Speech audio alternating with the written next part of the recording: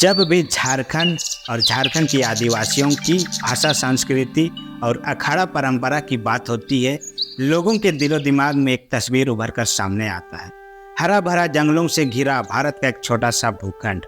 उस भूखंड पर कल कल करती नदी, नाले और झरने, प्राकृतिक संसाधनों से भरा पठारी भाग, भारत का सबसे पुराना स्टील प्लांट से लेकर यहाँ की जनजातियों की अनोखी संस्कृति, उनका अनोखा खान पान, उनका अनोखा रहन सहन, उनकी अनोखी रीझ रंग परंपरा लोगों को अपनी ओर आकर्षित करती है। ढोल, नगाड़े, मांदर और बांसुरी की धुन पर जब महिलाएं सामूहिक में जब नृत्य करती हैं और उनका साथ देता पुरुष कदम से कदम मिलाते हुए उनके सामने उछलते हैं, यह दृश्य जब लोगों के सामने आता है, अचानक उनके दिलो दिमाग में एक नया आनंद और अनुभूति पैदा करता है। ऐसे ही अनोखी राज्य में जब भी रीझ रंग परंपरा, भाषा, संस्कृति को बढ़ावा देने की बात होती है, लोगों के दिलों में, उनके मन में एक नाम हमेशा अग्रणी रूप में आते हैं। दोस्तों, उनका नाम लेने से पहले मैं उनकी एक कथन आपके सामने रखता हूं, जो कि मुंडारी में उन्होंने कहा था, सेन गी सुसुन काजी गी दुरंग, अर्थात झारखंड में चलना ही नृत्य है और बोलना ही संगीत है। ये कथन झारखंड के महान शिक्षाविद, राजनीतिज्ञ, मानव शास्त्री, पद्मश्री डॉक्टर रामदयाल मुंडा की है।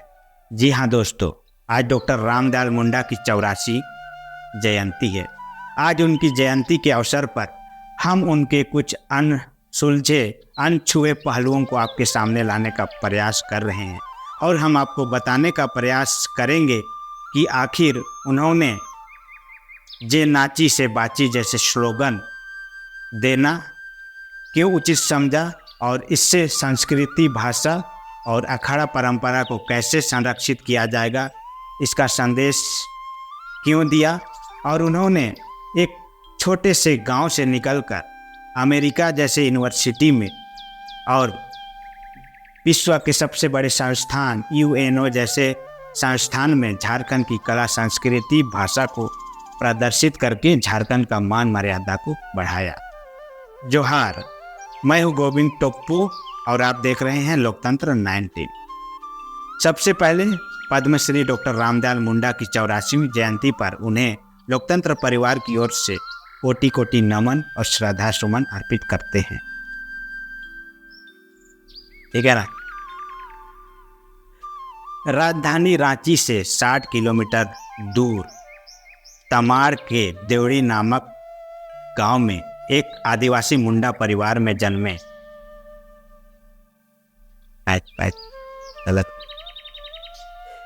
आज ही के दिन 1939 ईस्वी को रांची से 60 किलोमीटर की दूरी पर स्थित तमाड़ के देवड़ी नामक गांव में एक साधारण मुंडा परिवार में डॉक्टर रामदयाल मुंडा का जन्म होता है।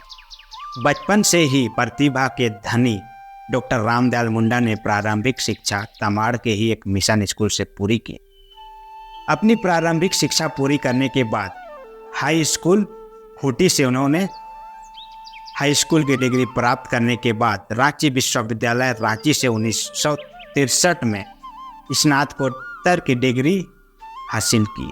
इसके बाद उच्च शिक्षा ग्रहण करने हेतु अमेरिका स्थित शिकागो विश्वविद्यालय चले गए, जहां से उन्होंने PhD की डिग्री प्राप्त की। 1968 से लेकर 1971 तक उन्होंने अमेरिका में अध्ययन एवं शोध कार्य किया।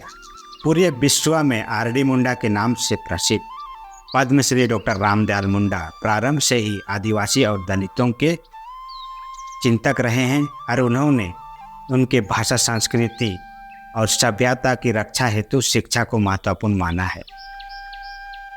जब भी झारखंड और झारखंड में कला, संस्कृति की बात आती है, डॉक्टर रामदयाल मुंडा का नाम अग्रणी गिना जाता है। उन्होंने कई भाषाओं में पुस्तकों की रचना की और झारखंड की संस्कृति, सभ्यता को संरक्षित करने में अपनी भूमिका निभाई।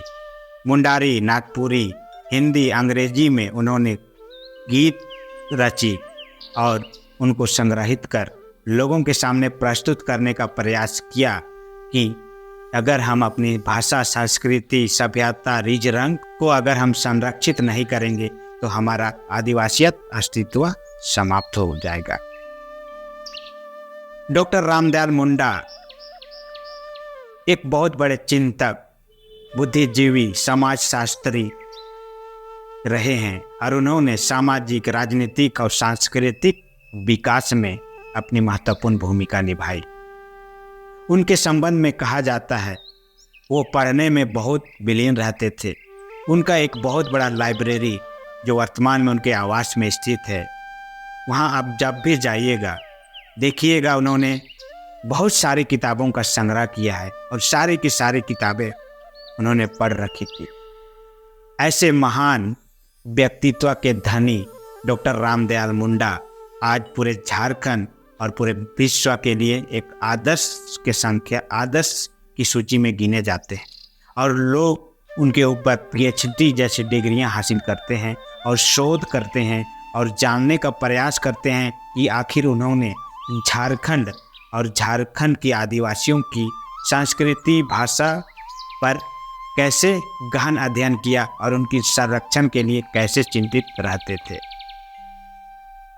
सन 2010 में भारत सरकार की ओर से उन्हें पद्मश्री सम्मान से नवाजा गया।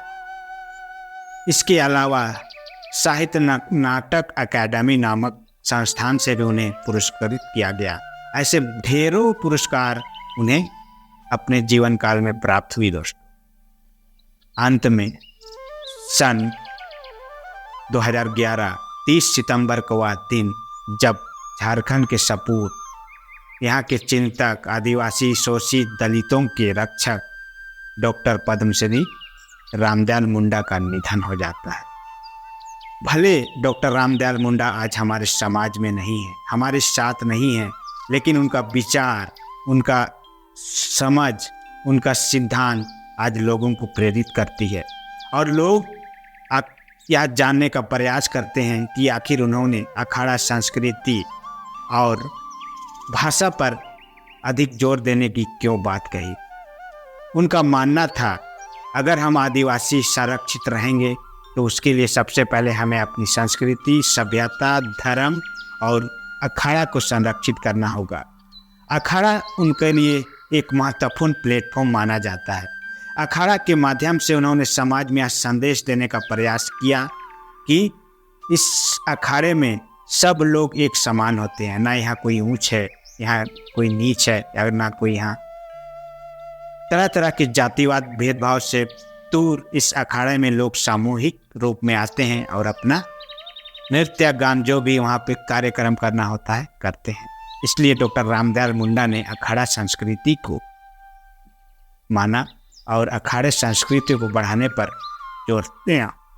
उन्होंने जो नारा दिया था, जे नाची और बाची, यह झारखंड में एक रामबाण की तरह इस्तेमाल किया जाता है। नाचना और जे नाची और बाची का मतलब यह नहीं है कि लोग दिन भर सड़कों पर निकले या गलियों पे निकले, ढोल नगाड़ा बजाएं और नाचते गाते रहे। उनका इस कथन के माध्यम से लोगों को संदेश देना था कि जब हमारी संस्कृति में नाचना, गाना हमारी संस्कृति का अभिन्न अंग है, इसलिए इसे हमें बरकरार रखना होगा। अगर हम अपनी संस्कृति, सभ्यता में नाच गान को अगर हम भूल जाएंगे तो आने वाली पीढ़ी इसे भूल जाएगी और हमारा अस्तित्व समाप्त हो जाएगा। तो दोस्तों, ये है डॉक्टर रामदयाल मुंडा की छोटी सी जानकारी जिसे मैं आपके सामने लाने का प्रयास किया। अगर कहीं छोटी मोटी त्रुटि हुई तो इसके लिए मैं क्षमा प्रार्थी हूँ। बाकी अन्य खबरों के लिए आप लोकतंत्र 19 पर बने रहिए। फिर मिलते हैं कभी कोई नई आदिवासी मुद्दों के लिए। तब तक के लिए जोहार, नमस्कार, आभार, धन्यवाद।